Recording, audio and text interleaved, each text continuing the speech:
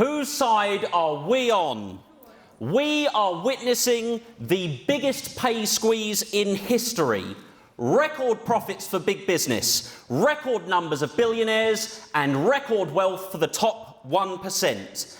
And all the while, life is getting harder and harder for the rest of us. Right here in Southend, full-time working nurses are having to rely on food banks to feed their families. Some of the hardest working people in our city, the people delivering life-saving services in our hospital, and they cannot afford to pay their bills or to feed their families. What a shameful indictment of this government.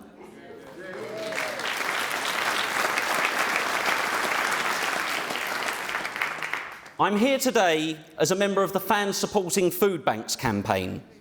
If you haven't heard of us before, we're an initiative that was originally founded by rival Liverpool and Everton fans who came together to support their city's absolutely vital food bank network.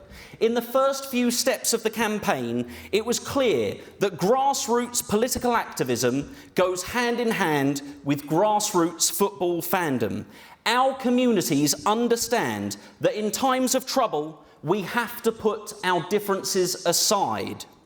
Historic rivals consistently come together in order to protect those most in need, because we know that hunger doesn't wear club colours.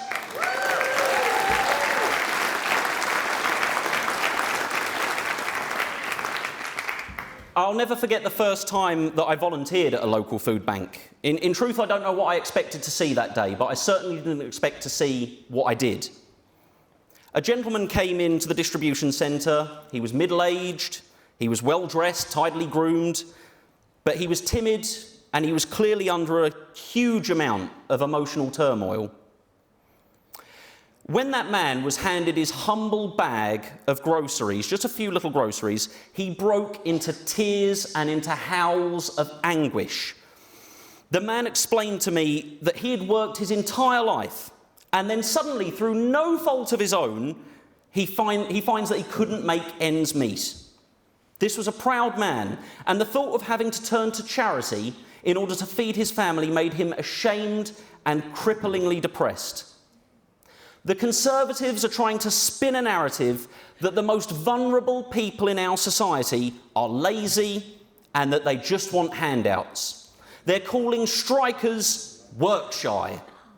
They have no concept of the harsh reality whatsoever.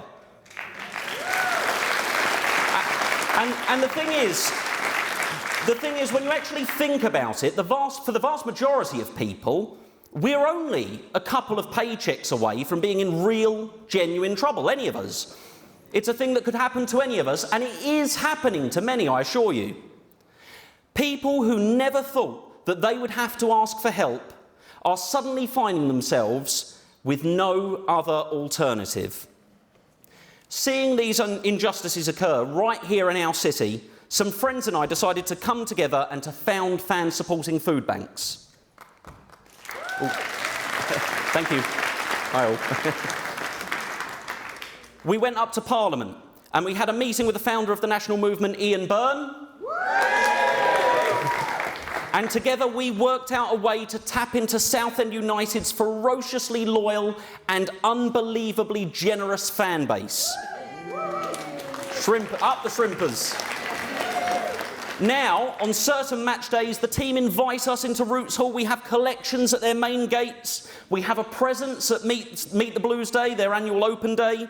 We work hand in hand with all of the pubs that surround the football grounds. Both the Blue Boar and the Spread Eagle now have permanent collection crates for us so that patrons and passers-by can drop off a tin of something for those in need whenever is convenient. And earlier this year, we partnered with the fantastic Southend-on-Sea, who had raised over £1,000 for us, I believe it was, in a tournament they hosted just in one afternoon. Southend Foodbank's half-year report made for bitterly depressing reading, as we learned that numbers of referrals went up by over 55% compared to last year. The cost of fuel, Energy and food is spiralling out of control, whilst wages are being suppressed. This is simply unsustainable.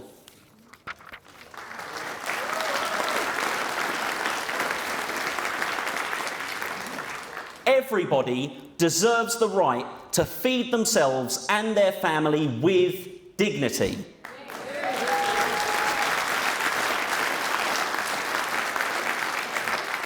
I encourage all of you, anyone who is able, to donate to your local food bank. Volunteer if you can.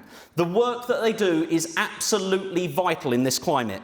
But ultimately, we must tackle food poverty at its root cause. This government has failed us all. We cannot rest until the need for food banks is a thing of the past. It's 2022, we are the 6th richest country in the world. No child should be going hungry. We need universal free school meals.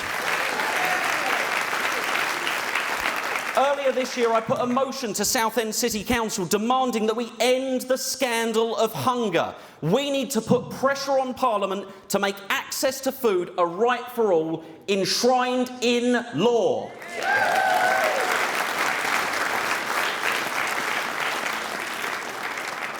The Conservative Party are pretending as though this cost of living crisis has just sprung up out of the blue. It's just happened. And that they're the ones with the policies and the answers with which to fix it. We are in this situation specifically because of their policies. For 12 years, we've seen wages squeezed. For 12 years, we've seen public services systematically and purposefully underfunded. For 12 years, we've seen the most desperate and vulnerable people in our society completely ignored and sidelined. And all the while, the rich have gotten richer beyond their wildest dreams. More of the same won't work. Another round of brutal Tory austerity will plunge thousands and thousands of people so far below the poverty line that they literally cannot afford to even exist. We need radical and transformative policies, we need public ownership, and we need to build an economy that works for everyone.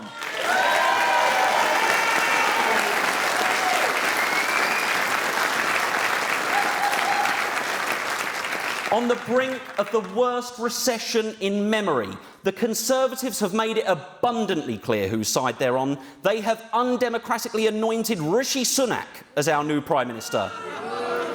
Former hedge fund manager with a material wealth of twice that of King Charles III. The man who consistently raised taxes on all of us to record heights whilst simultaneously giving disgusting tax cuts to the banks and to the corporate giants. The man who held down the minimum wage for so long is now the man for the job when it comes to helping struggling families through the cost of living crisis. What a joke.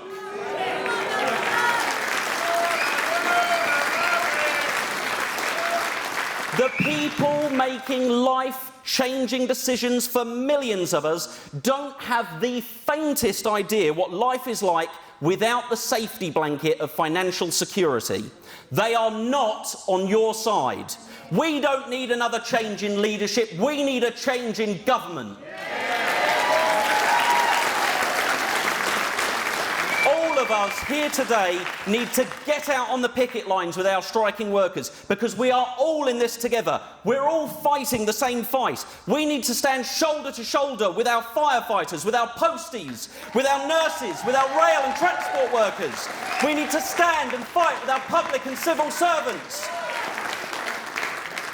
As a campaign, our demands are simple: fair pay, affordable bills, a decent place to live, and food on the table. These things aren't luxuries, they're our rights.